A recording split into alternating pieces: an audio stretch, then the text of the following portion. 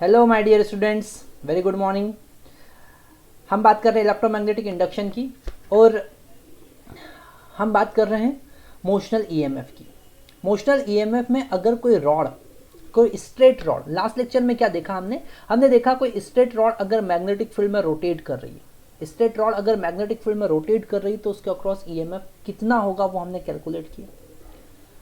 अगर वो किसी एक एंड के अबाउट रोटेट कर रही है, किसी पॉइंट के अबाउट रोटेट कर रही है, हम ईएमएफ कैलकुलेट कर सकते हैं। उसका पोलरिटी भी हमने देखा, पोलरिटी भी हम फाइंड कर सकते हैं। इस लेक्चर में हम बात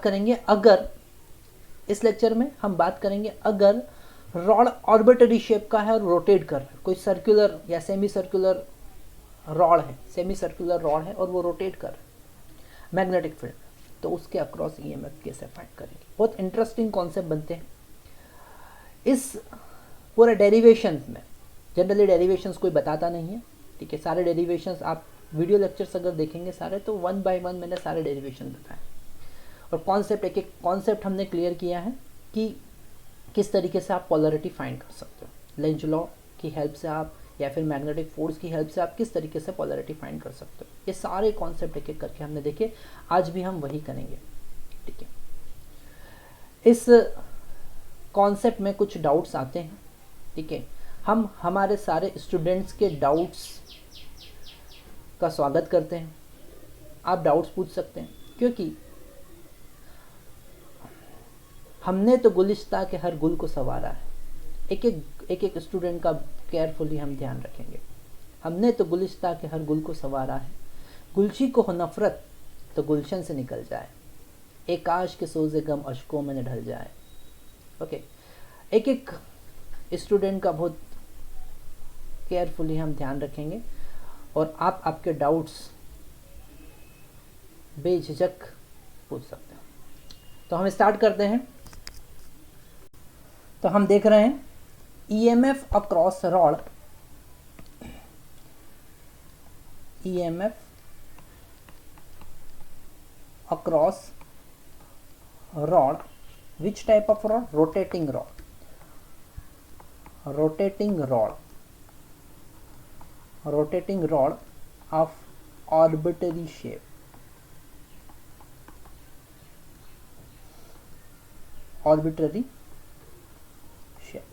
अगर आर्बिट्ररी शेप का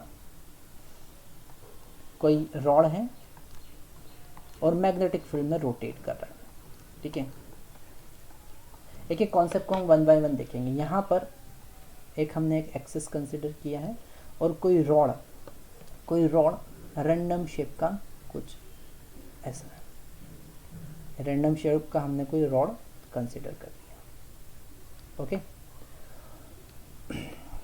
ए टू बी, और ये रॉड ऐसा इनवर्ड मैग्नेटिक फील्ड कैसा है? इनवर्ड, और ओमेगा स्पीड से रोटेट कर रहा है, ओमेगा स्पीड से रोटेट करेगा। ओमेगा की डायरेक्शन किधर होगी? वो भी इनवर्ड ही होगी। ये छोटे छोटे कॉन्सेप्ट हमको अच्छे से समझना है, ओके। रोटेट कर रहा है, हमको पता है EMF is equal to integration from A to B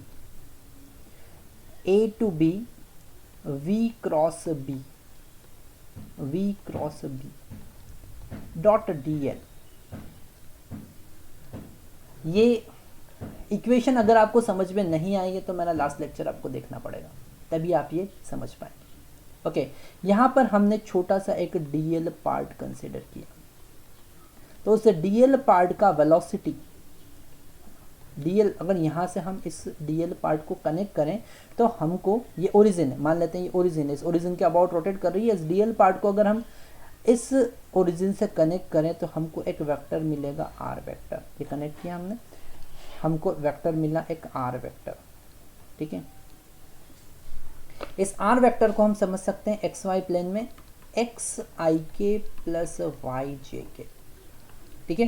position vector of DL, ये डीएल वेक्टर का पोजीशन वेक्टर है, तो इसका वेलोसिटी वी वेक्टर हम लिख सकते हैं omega vector cross r vector, okay.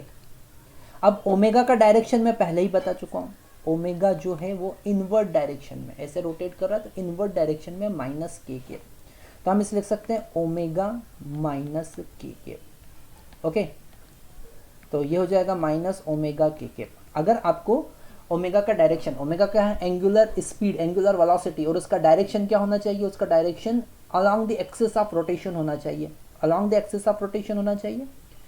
तो आप क्या करेंगे, राइट हैंड की फिंगर को रोटेशन की डायरेक्शन में कर्ल करेंगे, ऐसे रोटेट करेंगे। ओके, तो थंब जो है वो ओमेगा की डायरेक्शन, तो यहाँ पर इनवर्ड आ रहा है, रॉड ऐसे रोटेट कर रही है, इनवर्ड आ रहा है। ये कॉन्सेप्ट हमको समझ में आया, माइनस के केप। ये हमने एक्स एक्सिस कंसिडर किया। यहाँ पर हम वाई एक्सिस बना सकते हैं, यहाँ पर एक वाई एक्सिस है, ठीक है, ये वाई एक्सिस है, और Z axis invert to the plane of parallel. Okay, negative Z axis, positive Z axis. Okay, इस प्लेन के परपेंडिकुलर जेड एक्सिस होगा। हम यहाँ पर वैल्यू पुट करते हैं, तो हमको मिलेगा वी वेक्टर। ओके, अच्छा, बी वेक्टर को भी हम कैसे लिखेंगे, B vector is equal to minus B के केप, उसकी भी डायरेक्शन नेगेटिव जेड एक्सिस। छोटे छोटे कॉन्सेप्ट वेक्टर फॉर्म में आपको समझना है, तभी हम आगे डेरिवेशन को समझ पाएंगे। तो यहाँ पर हम ओमेगा का वैल्यू पुट करते हैं माइनस ओमेगा के केप, और आर का वैल्यू पुट करते हैं x i k plus y j के। दोनों के बीच में है क्रॉस प्रोडक्ट, दोनों के बीच में है क्रॉस प्रोडक्ट। ओके, इस वेलोसिटी, इसको मैं यहाँ से कॉपी कर लेता हूँ, कंट्रोल सी कंट्रोल वी, इसको यहाँ पर मैं ले आता हूँ, ठीक है। यहाँ पर मैं अंदर मल्टीप्लाई करूँगा, जरा देखते हैं वेलोसिटी वेक्टर क्या मिलता है। वेलोसिटी वेक्टर मिलेगा आपको, क्रॉस प्रोडक्ट जब करना है तो साइक्लिक रूल हमको पता होना चाहिए। ओके, साइक्लिक रूल हमको पता है, ठीक है। आई क्रॉस जे, हम यहाँ पर कर रहे हैं k cross minus omega x k cross i, okay, plus minus का अंदर मल्टीप्लाई करेंगे minus omega y, okay, y as it is k cross j. तो यहाँ पर इन दोनों का वैल्यू हम यहाँ क्रॉस प्रोडक्ट से के क्रॉस आई जे होगा। तो वेलोसिटी वेक्टर हमको मिला माइनस ओमेगा एक्स, ये हो जाएगा जे के। ओके, और के क्रॉस जे माइनस आई होगा, तो माइनस ओमेगा वाई, ये होगा माइनस आई के। ओके, माइनस आई होगा, के क्रॉस जे माइनस आई होगा। तो वेलोसिटी वेक्टर हमको मिला, इसको हम प्लस कर सकते हैं और आगे ले लेंगे, तो ओमेगा तो कॉमन है, बाहर आ जाएगा, वाई आई के माइनस एक्स जे के। ओके, किस तरीके से वैल्यूज चेंज हो रही है वो आपको ध्यान रखना, ठीक है। आगे बढ़ते हैं, इसका वैल्यू हम यहाँ पर पुट करते हैं। इस वेलोसिटी वेक्टर का वापस से क्रॉस प्रोडक्ट करना है हमको, किसके साथ, बी के साथ। तो अब हम फाइंड करते हैं नाउ। ओके, ये थोड़ा सा कॉन्सेप्ट हम नेक्स्ट पेज पे देखते हैं, ये कॉन्सेप्ट हम नेक्स्ट पेज पे देखते हैं। वेलोसिटी वेक्टर हमको पता चल गया, नेक्स्ट पेज ये रहा, कंट्रोल यस, ठीक है। तो यहाँ पर वेलोसिटी वेक्टर हमको मिला। अब हम फाइंड करेंगे v क्रॉस बी वेक्टर, ठीक है। तो v का वैल्यू है omega into Y into I cap minus X into J cap cross b क्या है, माइनस बी के केप। ओके, फिर हम माइनस का अंदर मल्टीप्लाई करेंगे, minus B into omega as it is, हमको मिला Y I cap cross K cap. Cross product के कॉन्सेप्ट आपको बहुत अच्छे से समझना है। जब हम ये a cross b is not equal to b cross, तो आपको v क्रॉस b जब कर रहे हैं तो ध्यान रखना है ऑर्डर चेंज नहीं करना है।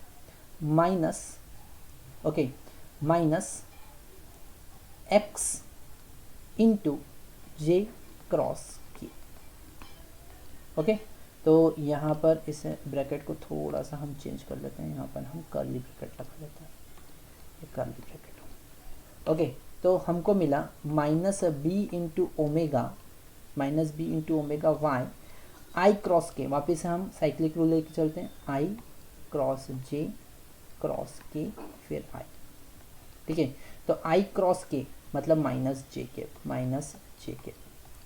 Minus J j cross k is ik, so minus x ik, okay, plus हो गया ना ये, माइनस j क्रॉस k तो प्लस i कैप होगा।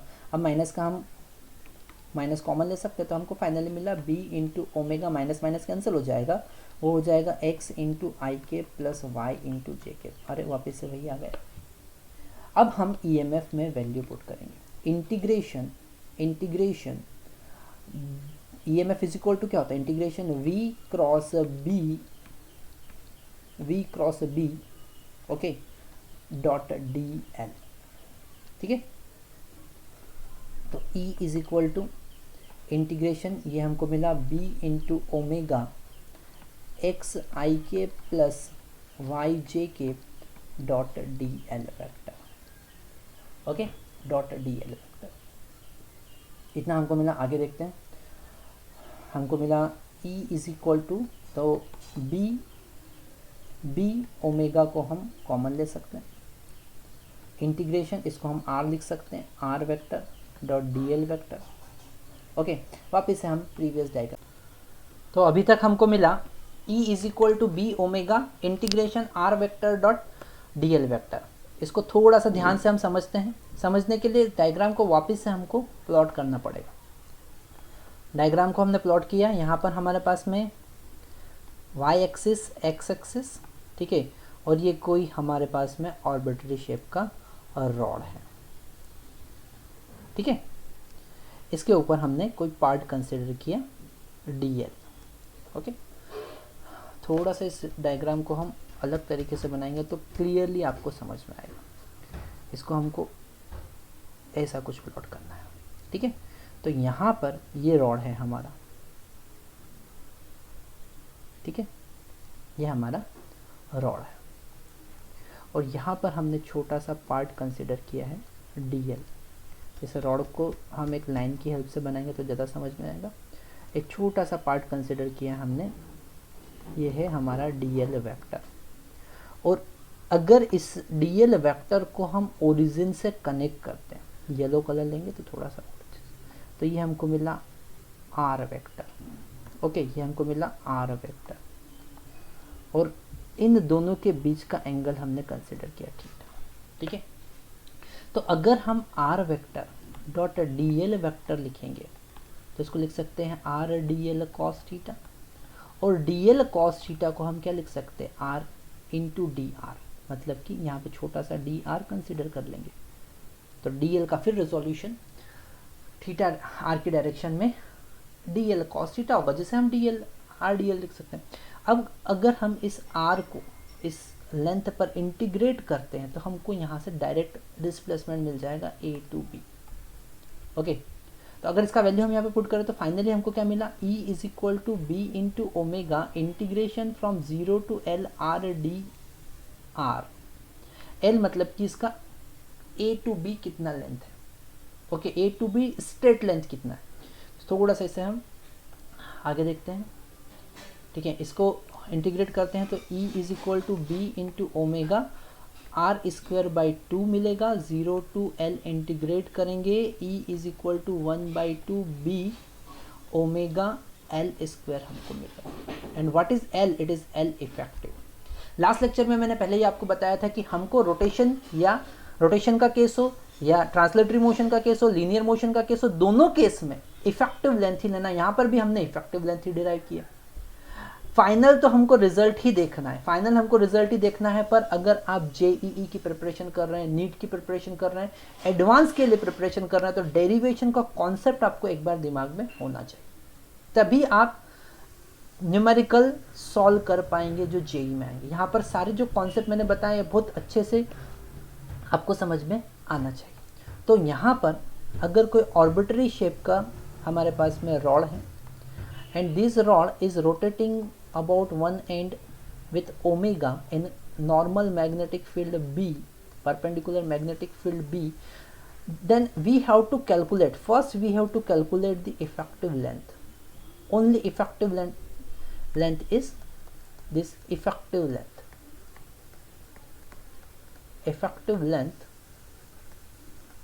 of rod, okay, effective length of rod, वो क्या होगा, मान लेते हैं एल इफेक्टिव होगा।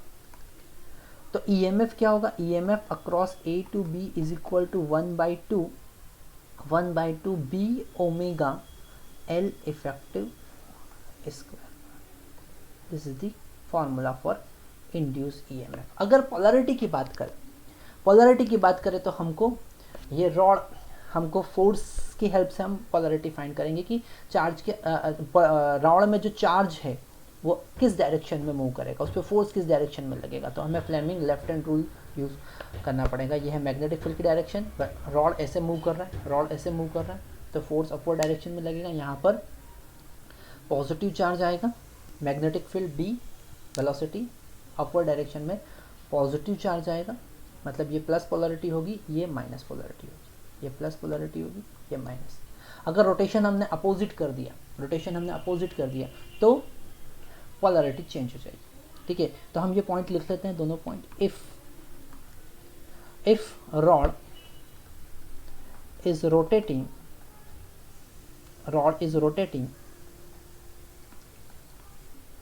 in inward magnetic field,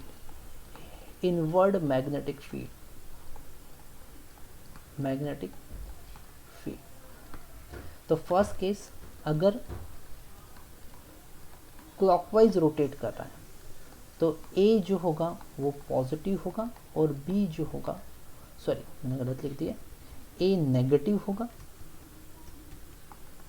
और B पॉजिटिव होगा, ओके।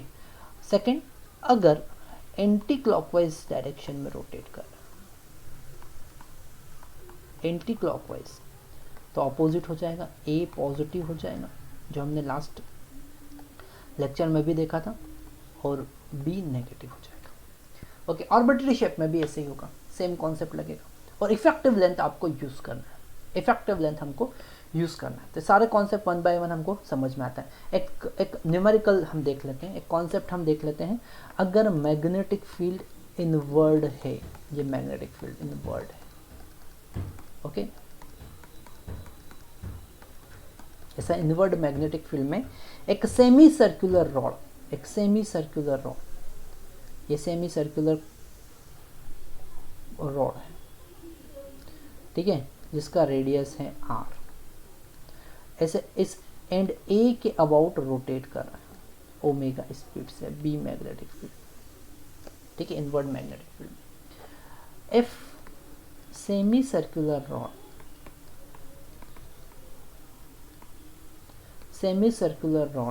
is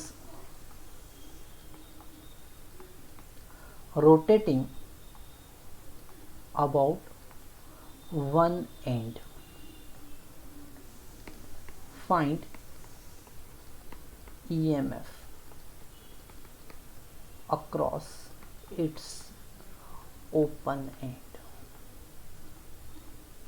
ओके, ऐसे रोटेट करेगी। तो EMF इफेक्टिव लेंथ कितना हो जाएगा, 2R इफेक्टिव लेंथ होगा। अगर हम इसे कनेक्ट करते हैं, A और B को हम कनेक्ट करते हैं, तो इफेक्टिव लेंथ हो जाएगा 2R। तो EMF कितना होगा across AB, 1/2 B 2R whole square.